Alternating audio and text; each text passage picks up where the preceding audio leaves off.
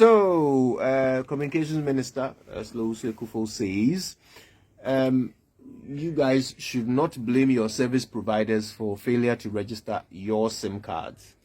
A full raft of punitive measures will soon be rolled out, according to her, against those who fail to register their SIM cards using the Ghana card.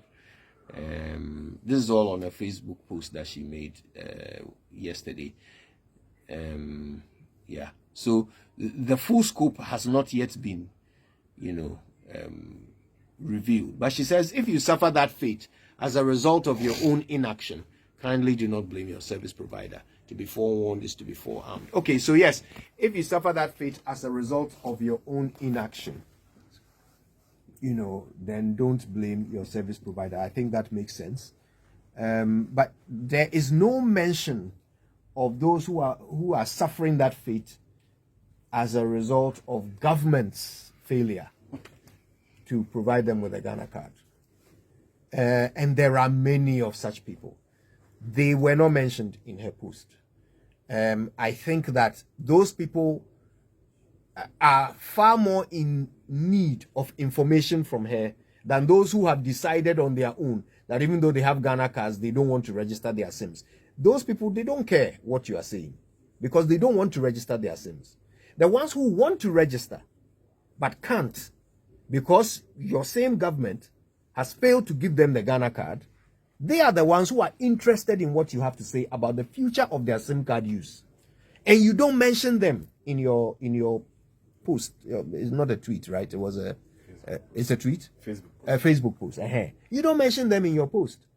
Who are you serving? The guys who don't care, they don't care. And you are talking to them? I want to know. For those, for that friend of mine, I was calling yesterday, and he suspects that his SIM card has been suspended. Because in the end, I had to find some way of texting him on somebody else's number, because nobody can reach him. That guy has been queuing for Ghana card. He still doesn't have it. You have no message for him? No, but it's interesting how most of the people who are supposed to be delivering service in the Republic of Ghana, where is she going? You already have food. Sit down. He said I should go and get a mask. Yes. See what he just did. We are all sneezing. As distributor in chief, it's too late. Sit down. You have no right. You have already done the job. Come close. Now, what I'm trying to say is that government institutions deliver services. Mostly, they try to get people interested in their services by making it easier for them to access them. We have talked about how this has been shoddy right from the beginning. I am one of those that actually believe people should register and that people truly should actually get on the database. We should make it more easier for people to do so. I know people who today registered a long time ago and are still not be able to trace their cards and are being told stories here and there. Others have to make corrections and still being difficult for them to do so because one way or the other, you have to either forfeit a day of work or pay more before you can get this at a very easy way that if you want it done.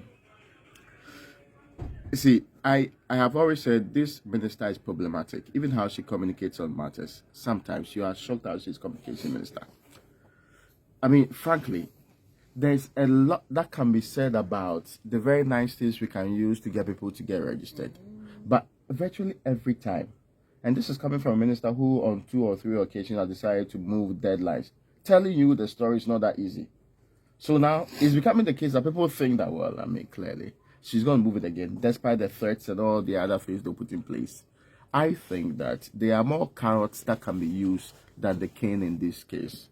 And I would appeal to the reasonable people in government to understand that they serve Ghanaians not at their own will.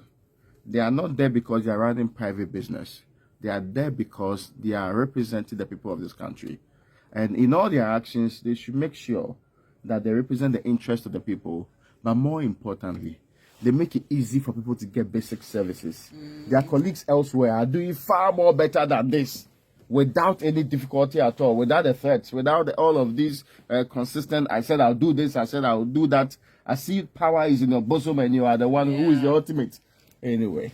I agree with you with the communication style of the communications minister. You know, like she's speaking to some kids, like we begged her to take the position. She's serving us, and I think, you know, she must be reminded of that. With that said, though, it's just like the Electoral Commission saying that if you don't have a Ghana card, you can't register to vote in the next election.